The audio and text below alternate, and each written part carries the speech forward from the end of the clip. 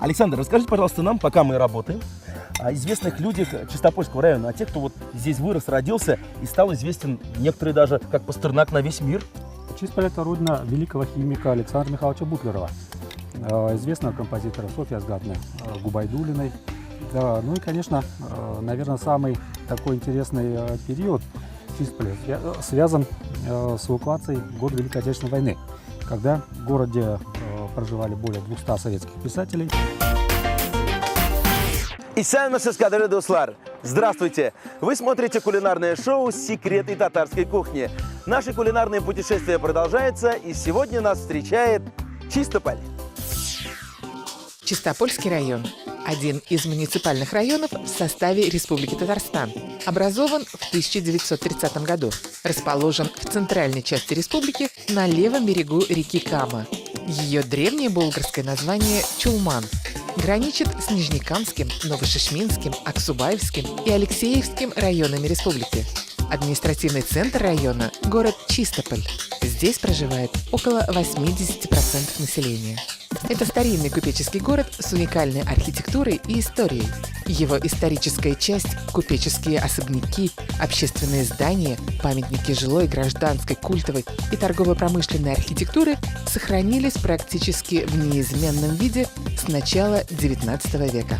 В 2014 году, в Год культуры, Чистополь получил статус первого в Татарстане государственного историко-архитектурного и литературного музея-заповедника. Это активно развивающийся туристический центр Республики Татарстан. Дорогие друзья, напоминаю, что мы сегодня готовим на Чистопольской земле. Здесь, на красивом берегу Камы, сегодня со мной сразу два гостя. Это директор Чистопольского государственного музея-заповедника Александр Печенкин. Здравствуйте, Александр. Здравствуйте. И директор сети предприятий общественного питания Зулейха Шагапова. Исанмиса, здравствуйте. Большое спасибо за компанию. Ну, а сейчас рассказывайте, с каким рецептом к нам пожаловали? Руслан, мы сегодня готовим наше фирменное блюдо уха по-княжески. Уха пока как звучит-то, так вот скромно, пафосно. Уха по-княжески. Александр, вы хоть раз готовили, честно признайтесь, уху? Уху нет. Честно признаюсь, не готовил. Ну, я вот уху-то готовил, но такую, чтобы вот по-княжески впервые. Поэтому с Зулейха мы будем ваши помощники сегодня. Начинаем готовить. Начинаем с того, что начинаем резать рыбу. Так, рыбу Александр, я вы берете рыбу, значит, и самый я большой тоже. кусок. И режем кубиками. Кстати, я заметил, что у нас 3 вида рыбы, да? 3 вида рыбы у В нас. этом и есть секрет этой ухи? Ну, она как бы насыщеннее, вкуснее получается, необычнее. То есть, чем больше сортов рыбы, тем уха будет вкуснее. Да, интереснее будет. Вы, как директор сети предприятия общественного питания, наверняка готовите миллионы разных блюд лично. Или у вас все-таки все время на работе, дома готовить беременна Зулейха? Нет, я дома почти не бываю. Я живу на работе, скажем так. Угу. Я прихожу в 9 вечера, и в 6 утра я всегда на работе. Ну, ваши фирменные блюда, вот кроме ухи. Например, вот наше фирменное блюдо в кафе – это жениховские пельмени. Они очень мелкие, ну, буквально с ноготь. Кстати, ну это и в Казани лепят вот пельмени для жениха, они маленькие-маленькие. Самолетные. Да, если тем более невесты говорят, есть легенда, любит жениха, то она туда кладет фарш. Если не любит, то просто пельмени. Да. Есть такая? Ну, это вот секретик, это секретик есть такой, да. Александр, ну вы-то должны, наверное, рассказать уже массу блюд, ведь когда мужчина готовит, это всегда вкусно. Да, ну, это пельмени, ну и, конечно же, беляш. Причем лучше все сразу. Сначала пельмени, И а потом побольше. дальше.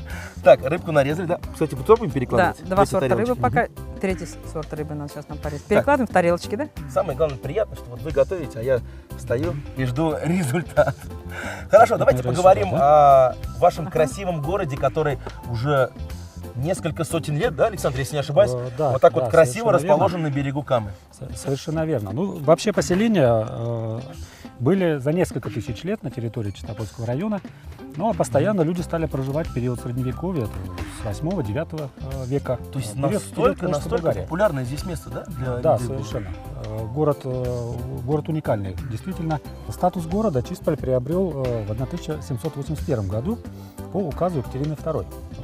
И, конечно же, свой расцвет он переживает в начале 20 века. Он второй по масштабу в Казанской губернии. Крупнейший центр хлебной торговли, город купеческий, 20 тысяч населения, сотни купцов, среди которых и купцы первой гильдии, среди которых, кстати, надо отметить и купцов Мамонтовых, которые жили в Чистполе. И Сава Мамонтов, будущий известный меценат, несколько лет прожил в Чистполе. После этого они переехали в Москву. То есть, ну, мне кажется, вот расположение города на берегу Камы, да, в основном вот дало вот этому всему как бы старт купеческому городу. Да, конечно, это самая удобная транспортная артерия. Во-первых, Чистополь и в центре региона, в центре Татарстана, и на берегу полноводной Камы. Конечно же, все основные перевозки совершались по Каме. Вот поэтому Чистополь в это время переживает свой расцвет. Зулейха, а вот вы, жители города, да, вы знаете вот название, откуда произошло вашего города? Да, конечно. Это у нас знает каждый житель. Это было при Екатерине II, когда она проезжала по этой местности. Тут было ровно чистое поле. Она сказала, даже гадать не надо, это будет чистое поле. И с этих пор пошло. Правильно я, Александр, говорю? Мне как раз-то и хотелось услышать версию жителей, и сейчас версию историка, так скажем, нашего. Немножко поправлю, все-таки... Екатерина летела на самолете, увидела сверху поле и сказала... На параплане. Это совершенно изначально называлось село Архангельское, и потом уже было переименовано в село Чистое поле. Вот. И только уже в 1781 году по указу Екатерины II село приобрело статус уездного города. Вот. И уже дальше В любом случае, да, с этого в обоих момента развивается как город. рассказах присутствует Екатерина, поэтому засчитывается как правильный ответ. Кстати, сегодня мы уже успели прогуляться по вашему красивому городу. Ну, я, конечно, здесь не в первый раз, но замечу, город буквально за 5 лет изменился. Такие красивые парки, улицы. Вот в чем секрет успеха Чистополя последний? Кстати, и самое главное, теплоходы с туристами подъезжают, как в Казани. Неужели Чистополь скоро будет таким же большим туристическим центром, как Казань? Совершенно верно. Чистополь постепенно становится туристическим центром нашей республики. Но, конечно, впереди еще очень много работы. Конечно, за последние годы в городе очень много сделано. Вы, наверное, заметили, что благоустраиваются улицы, появляются скверы, парки. Развиваются постепенно промышленные предприятия, индустриальный парк. Но, конечно, впереди у нас еще большие работы по реставрации объектов культурного наследия. Нужно отреставрировать все музейные здания, создать новые экспозиции. И, конечно, тогда мы думаем, что поток кратно возрастет.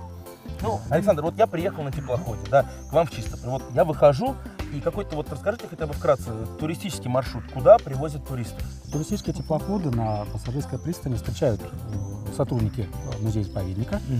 Конечно же, они посещают исторический центр города, смотрят музей истории города, мемориальный музей Бориса Пастернака. Это совершенно уникальный музей, это первый музей в России открытый. Кстати, мы его сегодня обязательно посетим. Посвященный Борису Пастернаку. Ну, впоследствии появилось еще 2, всего 3 музея, посвященных писателю Борису Пастернаку. Исторический центр Чистополя прекрасно сохранился. Более 140 объектов культурного наследия в историческом центре. Сохранена городская планировка. И, конечно же, среди таких объектов культурного наследия надо отметить и дом Мельникова, и дом Чукашова, дом Челышева, дом Шашина. Прекрасные образцы архитектуры. Конечно, все туристы с большим удовольствием смотрят их, фотографируют. И, конечно же, увозят с собой на память сувениры. Зулейха Ханам, а вы, наверное, всех этих туристов кормите? Да, конечно. С удовольствием. Что туристы, каким блюдом они радуются? Говорят, ой, мы такой треугольник никогда не ели. Ну да, традиционно татарские национальные блюда. Это эчпочмак, перемечи с мясом. Ведь в основном, наверное, туристы-то иногородние, то есть не из Татарстана. Да, поэтому в основном мы угощаем их татарскими национальными блюдами.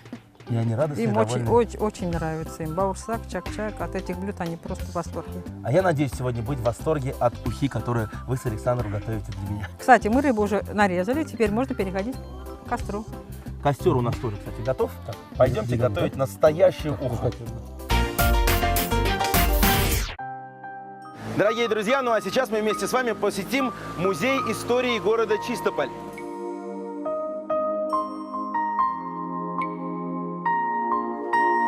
Здравствуйте. Здравствуйте! Мы рады видеть вас в Музее истории города. Это один из старинных музеев Татарстана. В этом году Музею истории города Чистополь исполнилось 96 лет. Здесь мы с вами находимся в зале древней истории Чистопольской земли, на территории которой более 250 археологических памятников. Наиболее ранние из них относятся еще к эпохе камня. Самый же примечательный комплекс древности на Чистополье – это археологические останки древнего булгарского города под названием Джукетау. Датируется этот город X-XV веками. Основу хозяйственной жизни в городе составляли черная металлургия и рыболовство. Рыболовные крючки не такие же, как сегодня, просто гораздо крупнее. 90% рыбы в Каме в то время была осетровая царская рыба. Но это было давно, 1000 лет назад. Сейчас, конечно, об осетрах нам остается только мечтать.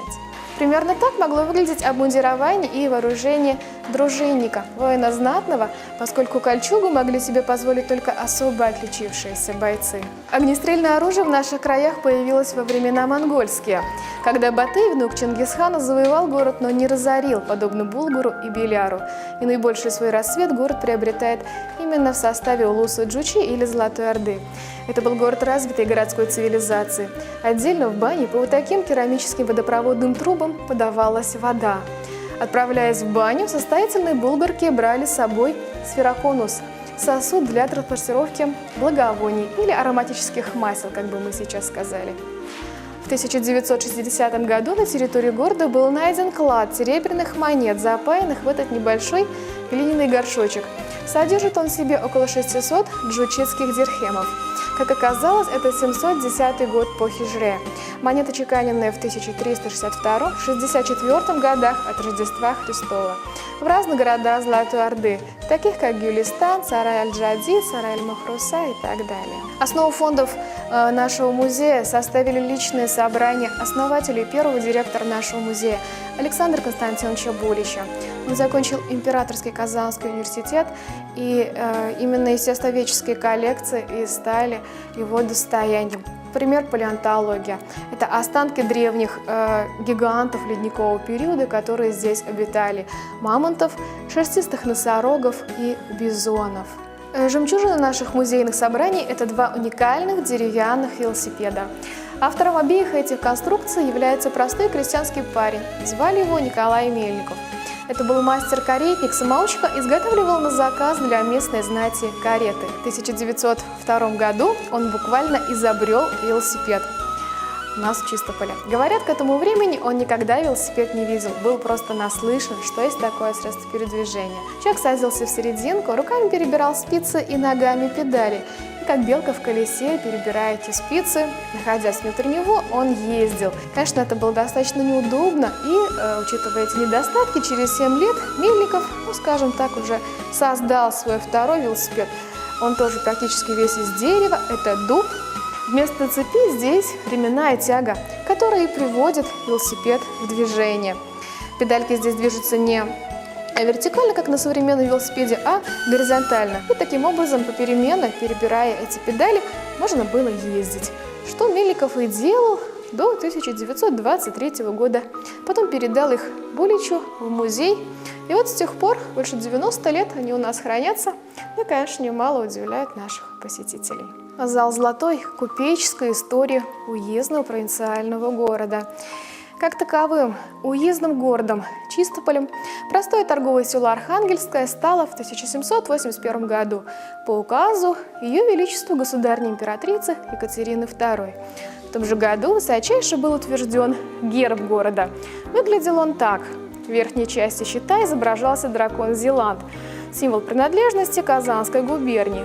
В нижней – золотой клейменный четверик в зеленом поле. В знак того, как гласило в указе, что в всем новом городе производится великий торг всяким хлебом. Город был хлебным, городом сытным. Чистопольское зерно увозилось не только в крупные города и в столицы Российской империи, но и за границу – в Англию, во Францию, в Голландию и с Поволги в Иран. Именно чистопольские купцы и построили город таким, каковым он остается до сих пор в заповедной центральной части нашего города. Это были люди, широко известные за пределами Казанской губернии. Чукашевы, Шашины, Челышевы, благодаря которым современники имели право город называть вторым по своей значимости, величию и красоте городом, естественно, после губернской Казани. Купцы пили чай до ключей. До такого состояния, когда подвешенная на поясе связка ключей принимала такое горизонтальное положение. Но чай так много и часто пили, конечно, не потому, что делать было нечего, потому что именно за чаем заключались важные торговые дела, миллионные сделки. Алкоголю в этих мероприятиях места не было. И поэтому чаепитие занимало очень важное место в патриархальной, размеренной жизни русского купечества. Конечно же, неотъемлемыми атрибутами этих чайных церемоний были замечательные образцы ведущих фарфоровых производителей империи – Гарднера, Кузнецова, Попова и так далее, которые сохранились в виде клеем на доньях этих изделий. Проходите, пожалуйста.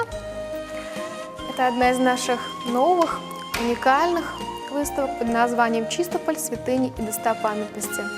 Вашему вниманию раритеты из разоренных и разрушенных православных храмов Чистополя. До революции их было 8. Наиболее примечательно здесь, например, напрестольное Евангелие, храмовое жизнеписание Спасителя Иисуса Христа. Когда смотришь на каноническое изображение святого, кажется, что не ты смотришь на него, а он на тебя. И такая обратная перспектива, она очень редко встречается в светской живописи и практически не встречается в современной иконографии. Уникальным явлением можно назвать деревянную храмовую скульптуру.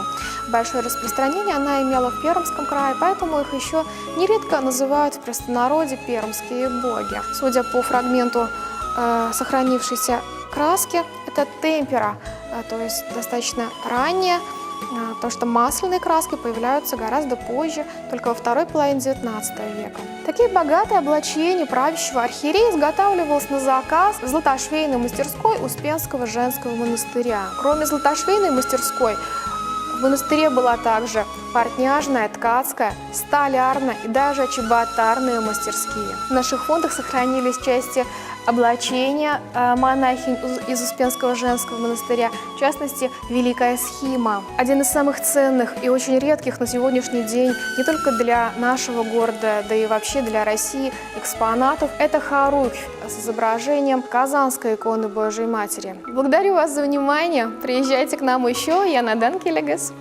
Бигзор Ахматизия, большое вам спасибо за эту интересную экскурсию. Продолжаем готовить уху. Сейчас я накладываю соль, специи, а вы, Руслан, уже по очереди, как бы с Александром Специи Брейво. какие? Потому что у нас зрители же все записывают. Соль, естественно, соль. Так, лавровый перец лист горошком, и да. горошком перец. В принципе, классические специи Набор. для ухи. Так, Александр, давайте, да, вы держите, я сейчас ложечку, нет, пока держите, я сейчас по очереди. Так ведь приятно готовить в компании большой. Александр, расскажите, пожалуйста, нам, пока мы работаем, о известных людях Чистопольского района, о тех, кто вот здесь вырос, родился и стал известен, некоторые даже как Пастернак, на весь мир. Чистполь – это родина великого химика Александра Михайловича Бутлерова, известного композитора Софьи Асгатны Губайдулиной.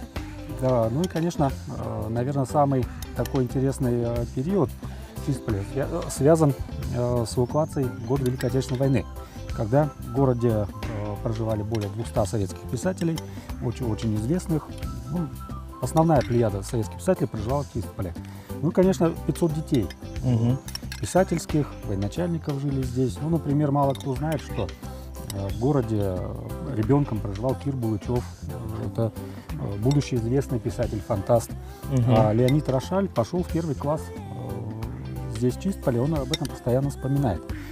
Вот. Конечно, здесь жил Тимур Гайдар, Георгий Фронцин, Марина Цветаевой, Алексей Баталов проживал в Чистполе и работал в колхозе уже в подростковом возрасте, помогал взрослым. Зулейха Ханым, скажите, пожалуйста, а сколько готовится уха? Вот рыба уже там, специи там.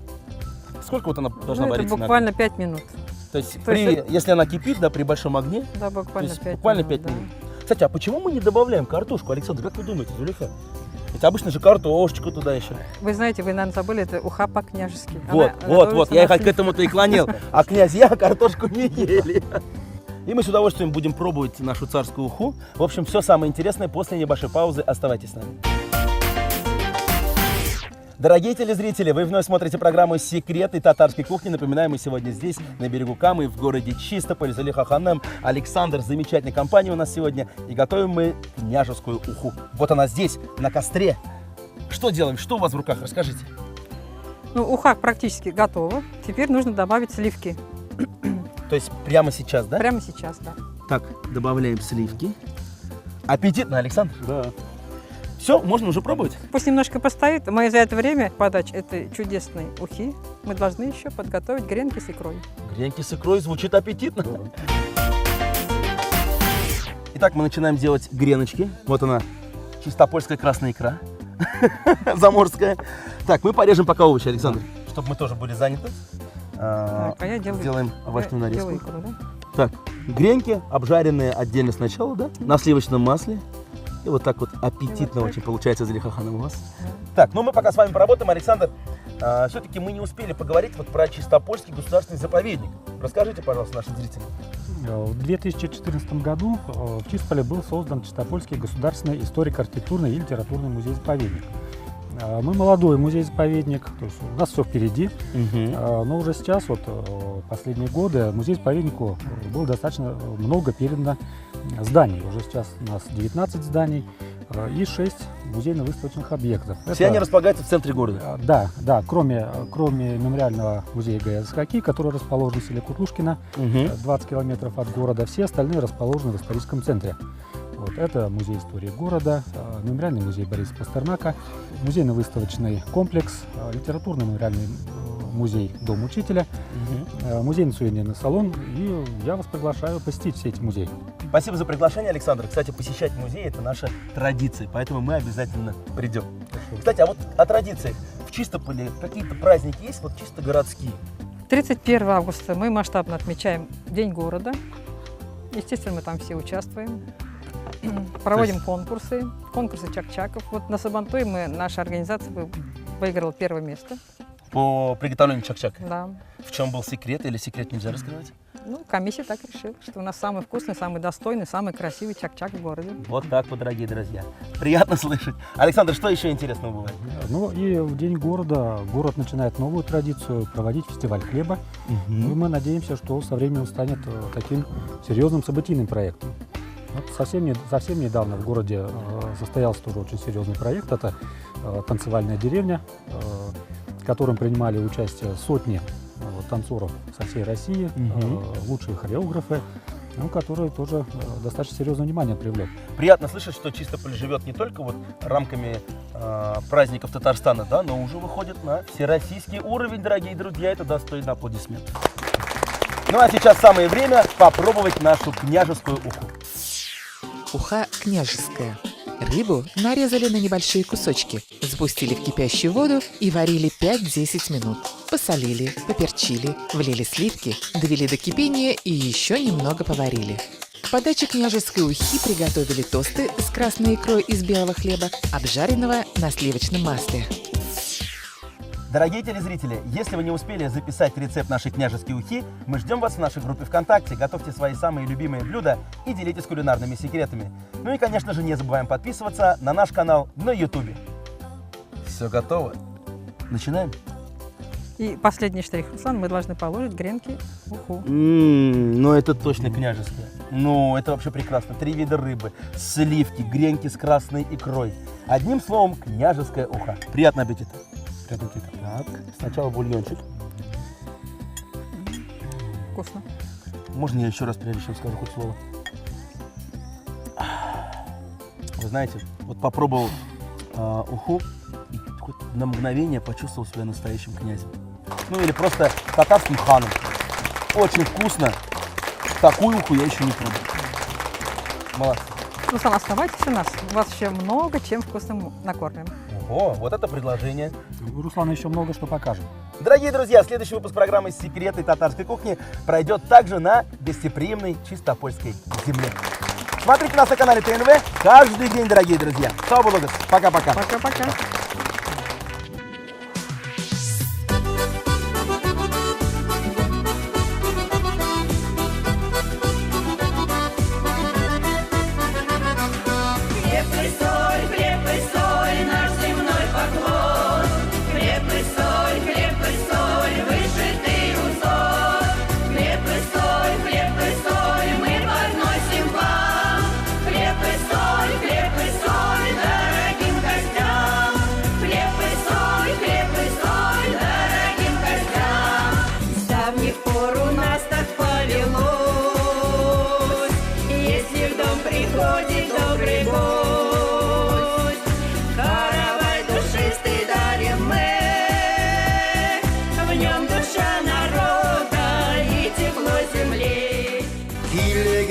Tuğanlar bilen Karşılar biz sizin şın küngülden Dostlarga tabında zor hürmet bulsa Eytesi tilekler jırga salına